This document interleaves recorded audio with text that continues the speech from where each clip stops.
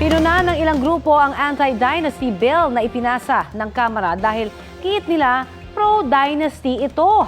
Kaya hiling nila sa Senado, gayon din kay Pangulong Bongbong Marcos, huwag itong aprubahan. Balitang hatid ni Maki Polido. Sa pagtawag ni Pangulong Bongbong Marcos ng special session ng Kongreso, isa sa mahalagang panukalang nais niyang maipasasana ang isang anti-political dynasty law. Bagay na nakasaad sa saligang batas pero hindi maipasapasa ng Kongreso sa loob ng 40 taon. Kaya sa politika sa Pilipinas, merong mga lugar kung saan iisang pamilya ang humahawak ng iba't ibang pwesto. Halimbawa, governor ang isa, congressman ang kanyang asawa at mayor ang kanyang anak.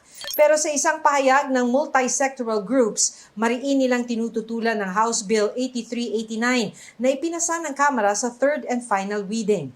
Panawagan nila sa Senado, huwag aksyonan ang tinawag nilang pro-dynasty bill. Hiling din nila kay Pangulong Marcos, i-veto ang panukala bago pa ito may sa batas.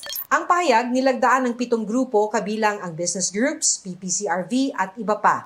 Sa halip daw kasing ipagbawal, ginagawa nitong institusyon ang malalim na kontrol sa politika ng iilang pamilya. Maaari pa rin kasing sabay-sabay maghawak ng mga posisyon ng mga miyembro ng isang pamilya sa national at local.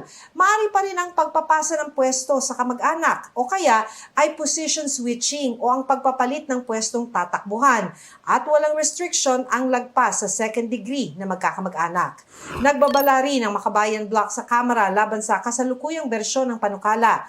Hindi raw kasi nito tahasang ipinagbabawal ang political dynasty. Kaya sa isang pahayag, hinimok nito ang publiko na magbantay sa pagsasabatas nito. Ang susi nito ay yung papel ng publiko na itulak ang Kongreso at ang Marcos Jr. administration na magsabatas ng isang genuine anti-dynasty bill. Sabi ng political analyst na si Professor Jean Encinas Franco, mas mabuting huwag na itong may sabatas hanggat may tunay na batas na masosolusyonan ng paghahari ng iisang angkan. Ito ay demonstration nung kanilang mahigpit na pagyakap sa sistema ng political dynasty at hindi nila ganun na lang pwedeng bitawan ito.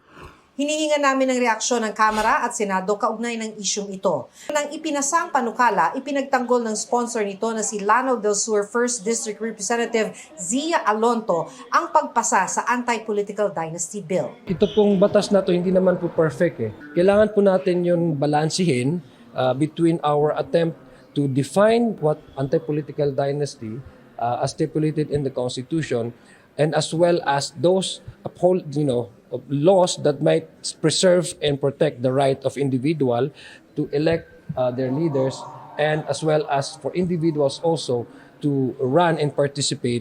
Maki Pulido nagbabalita para sa GMA News.